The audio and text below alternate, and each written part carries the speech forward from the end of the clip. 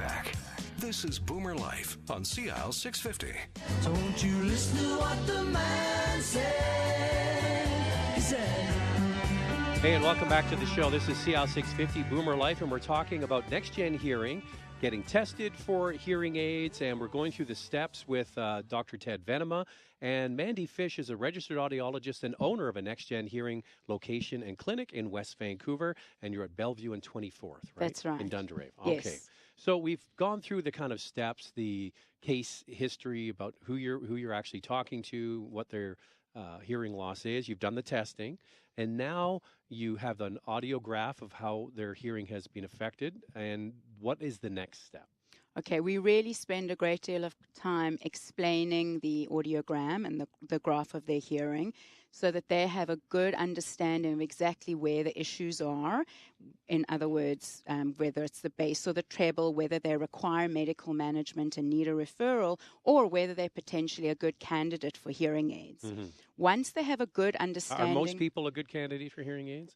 95% of Right. people have a sensory neural hearing loss, which means it's the cochlea, the little hair cells in the cochlea that are damaged. So when they have difficulty in certain settings and they have a hearing loss, then yes, they'd be a good candidate. Mm-hmm. But it's not just the audiogram that makes them a good candidate. It's their willingness to try hearing aids. You know, very often their personality. We spoke right at the beginning about being in denial. Mm-hmm. And that person may not be ready to try hearing aids, no matter how much information they have. We'll talk a little bit later about our policies and how we make it super easy for someone who is in denial to try hearing aids. It's vanity, too. Vanity, and people don't realize that that is less of an issue now because hearing aids are so super discreet. Mm-hmm. But the best case scenario is that you have someone who has known hearing loss and really is motivated to try hearing aids because you're on the same page and you're able to start on a positive note with them understanding that there are options for them. All right. Give me a description of somebody who was resistant yes. to coming in, resistant to trying the hearing aids, and then finally admitted that they need to get something done, tried them, and what do they usually say? I could probably guess. I wish I'd come earlier. Yeah, that's what I was going to say. Absolutely. Yeah. And I'm not sure if I mentioned earlier that the average wait time is 5 to 7 years. From once you establish you have some issue with your hearing until getting help or seeking help. Yeah, and it's well documented. It's well documented. And we really, through early detection and just getting people getting hearing screenings earlier, we want to reduce that wait time because there are many negative consequences of waiting. Well, Dr. Venema always talks about it. This is the one area where it affects people around you. That's right. Hearing loss is very different from vision loss. Ask Helen Keller, Mm-hmm. Who was deaf and blind. I mean, hearing loss cuts you off from other people. Mm-hmm. And that's why, as we said, sometimes men not admitting it are literally dragged in by their wives because, hey, it involves communication. Hearing loss not only involves the person who's got it, but it involves significant others around him or her. Mm-hmm, mm-hmm. Yeah. Okay, so then you have to have what somebody's willing to do. They've done the test. Then now you start fitting or trying? No. So now we start talking about all of their options. Okay. And this is where we are quite different to other companies because we spend the first half an hour and a half testing and counseling.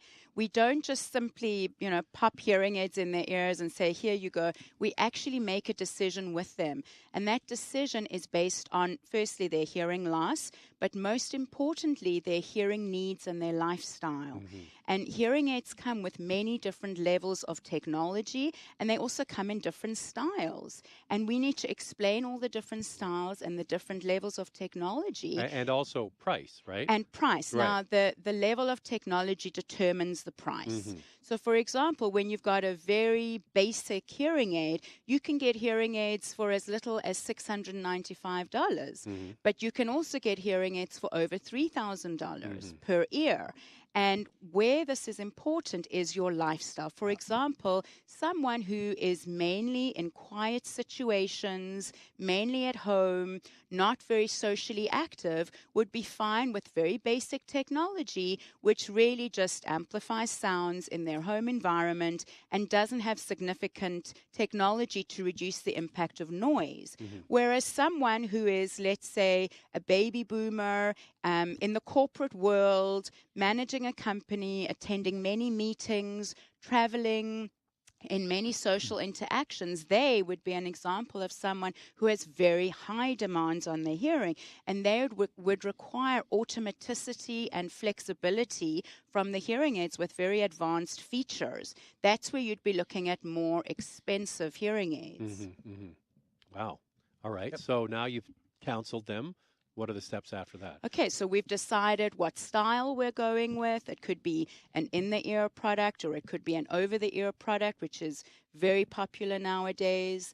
And then we've decided the level of technology, and we've informed them about our policies. At the end of the appointment, they will have an idea of what we will be fitting them with at the next appointment. Okay.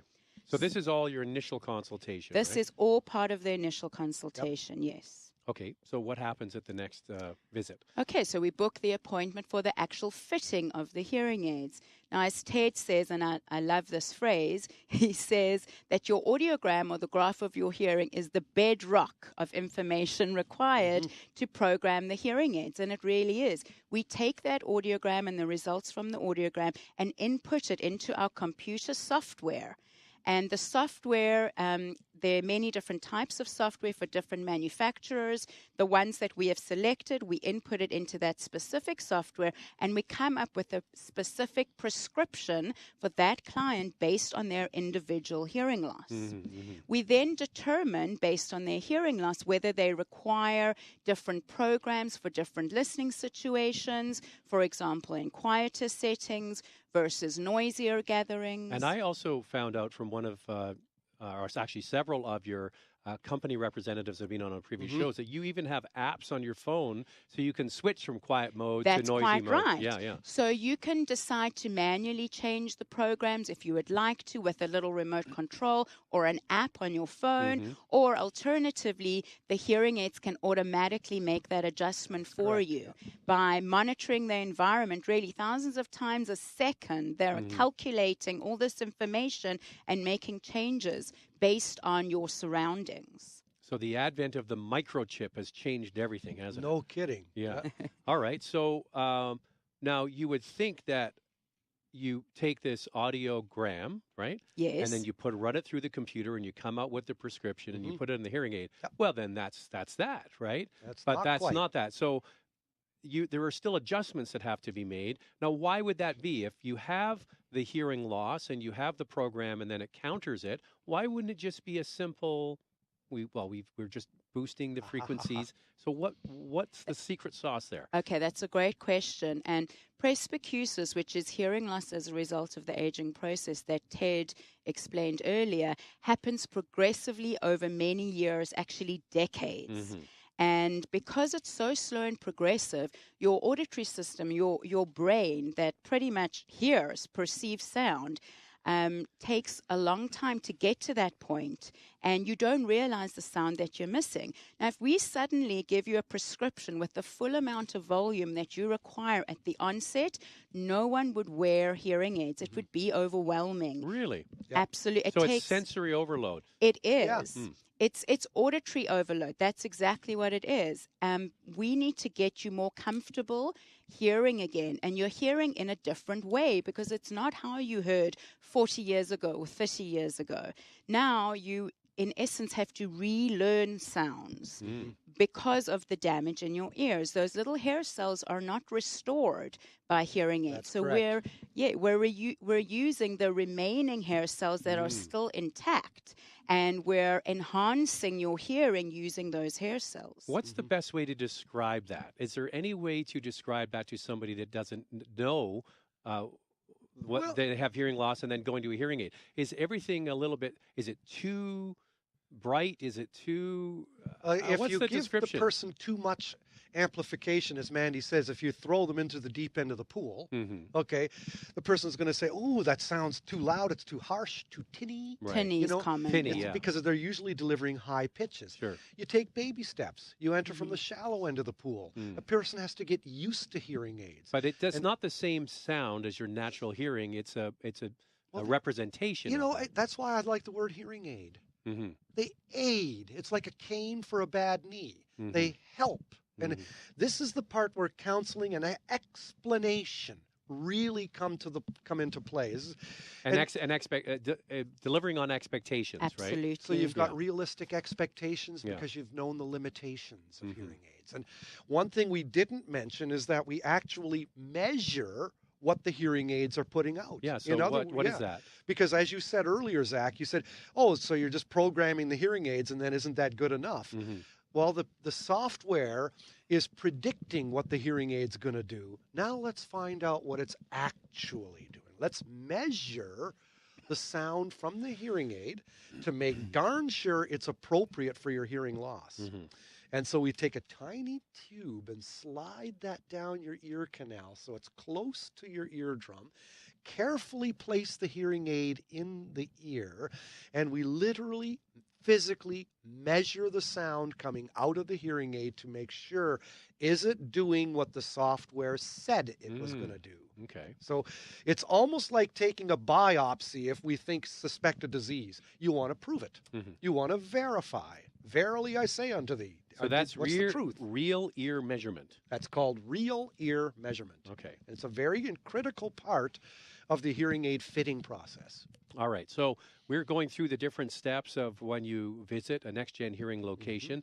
We have Mandy Fish here, an owner of NexGen Hearing location in West Vancouver, Bellevue and 24th, and our resident expert, Dr. Ted Venema from NexGen Hearing. So we've gone through the case history, find out who the person is, through the testing, and now you've gone for the first sort of fittings with your new hearing aid. When we come back, we'll find out what the next steps are on CL 650. Celebrating the baby boomer lifestyle. This is Boomer Life on CL 650.